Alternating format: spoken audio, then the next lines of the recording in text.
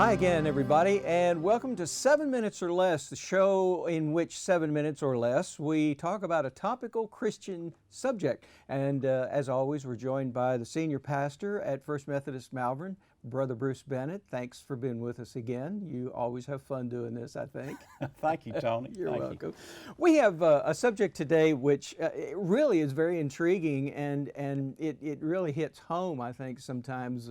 For me, it did anyway. It's consumer Christianity. What is consumer Christianity? Well, consumer Christianity is just a part of our culture because we're a consumer culture. And what that means, Tony, is that for many decades now, we're taught that the essence of life is consuming.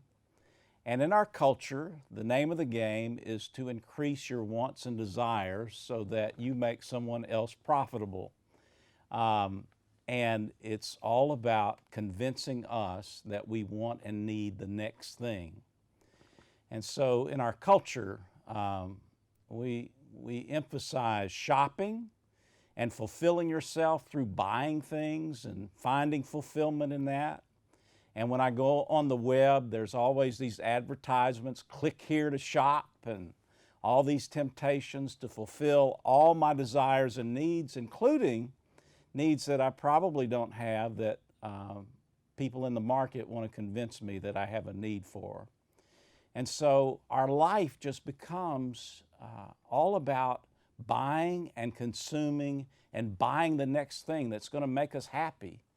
And so we spend our lives thinking about the next thing we want to buy that's going to make us happy.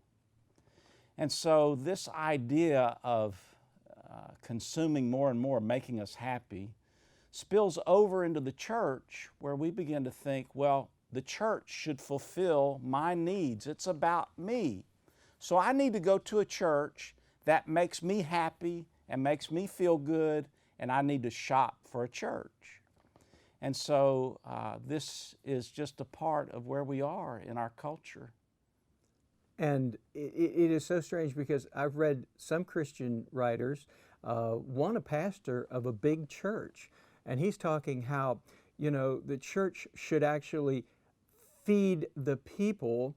And, my children are comfortable in their nursery, and, I'm comfortable in church, and it's a great show, so to speak. I mean, because some are actually shows, and it has nothing to do with you actually executing the Word of God, be doers of the Word, and be fruitful and bear fruit.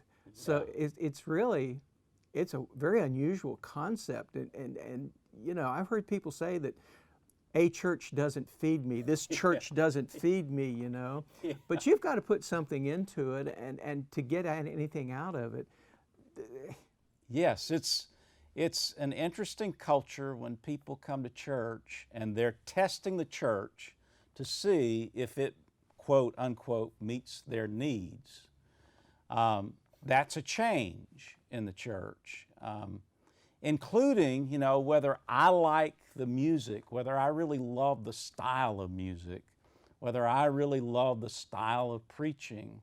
It's all about me, the consumer, sitting in the pew, which is very different than the New Testament concept of the church, where it's about us uniting together to serve Christ in the community, to grow in our faith. And so I deal with this all the time. People come to church and they want to know all the programs that the church offers to them and to their families. And sometimes I feel like, well, we're on trial here. We need to make a good case that we're meeting your needs. So there's something more to church than that. And that's what we need to talk about. I'm one of the original church shoppers. When I was 15, I was converted into this faith, and I started shopping for a church. And sometime I'll tell you that story, but a very interesting, enlightening thing happened to me in my life that made me reevaluate whether the church meets my needs or whether I'm a part of the church serving Christ. And so it's an interesting struggle in our culture, and large churches are really dealing with it because they've given people all that they can possibly give them, and they're still not satisfied. Imagine that. Well, this writer that I was telling you about, this pastor of a large church, he says, I would rather sweep floors in a church I don't like that's being effective. In other words, making the people go out and share the word of Christ with individuals who need it and be the doer and be bearing the fruit. He says, than to spend 1,000 days in some place where only the already convinced feel gratified. That's a great point. That's great. I mean, that's what we have to do. We feel like we get in this comfort zone and we have to, this is our Christianity, right? It's in a bottle. It's inside the four walls of this organization, this church. So I want to tell you what, I'm going to tell everybody, this is such an interesting subject. I knew we couldn't get through it in one show. I knew we couldn't. So we are going to do two. Next week, I'd like for you to kind of tell us how we can overcome some of this kind of thing.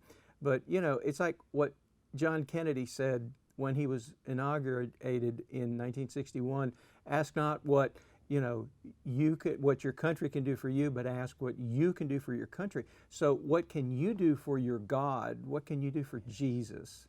And, it's just so amazing. Yeah, Tony, those are great points and interesting discussion, and I look forward to us talking about it again next week. Yeah, I want to hear what you have to say about how people can actually self-examine themselves and how can they be doers of the word.